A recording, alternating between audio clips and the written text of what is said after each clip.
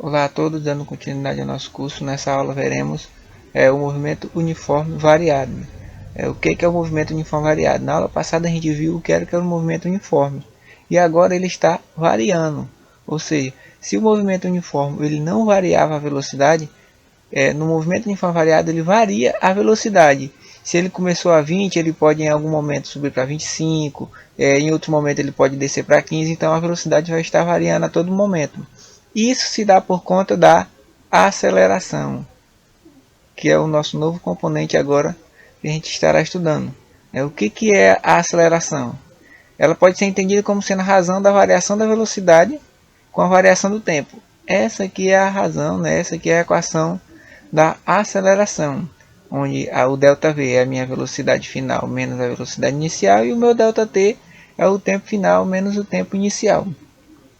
Basicamente, a aceleração é isso, né? Levando em consideração que a aceleração não é apenas aumentar a velocidade, mas também ela pode ser diminuir a velocidade, já que ela é entendida como a variação da velocidade. Então, se a velocidade está variando, ela pode variar para mais ou para menos.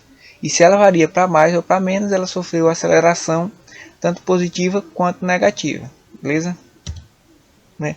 E qual que é a função horária, né, da posição no movimento retilíneo uniforme variado? Né? A gente viu a equação, né, a equação horária do movimento retilíneo uniforme na aula passada, e também no movimento retilíneo uniforme variado também tem equação horária, e ela é essa equação aqui. Essa equação aqui ela surgiu a partir do gráfico a qual um corpo faz com velocidade variando. Esse gráfico aqui, ó, o gráfico velocidade vezes o tempo.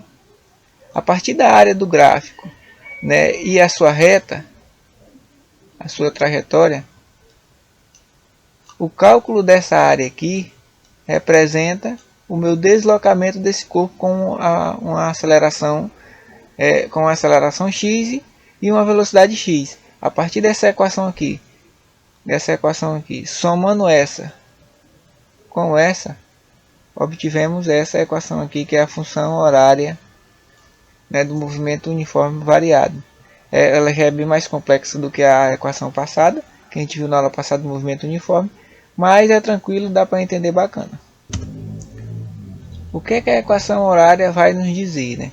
Com a equação horária do movimento uniforme variado, podemos fazer previsões de como o movimento se comportará em um valor de tempo qualquer. Né? Qual que é aquele comportamento do movimento, daquela trajetória, em um intervalo de tempo qualquer. Né? E cada termo da equação, está aqui o significado de cada termo da equação, onde o S é a posição final, né? Continua sendo a posição final do que a gente viu na equação passada. Né? O S0 também é a posição inicial. A velocidade zero, né? V0 aqui, esse VO, é a velocidade inicial do corpo. Né? Esse alfa aqui, esse Azinho aqui em grego, significa aceleração. Né? E o T é o tempo. Né? Aqui no caso da equação, o tempo está ao quadrado. Então, basicamente, essa é a equação do movimento retilíneo uniforme variado, né? A equação, a função horária. Ela vai nos dizer, né, o comportamento de um determinado corpo com um intervalo de tempo.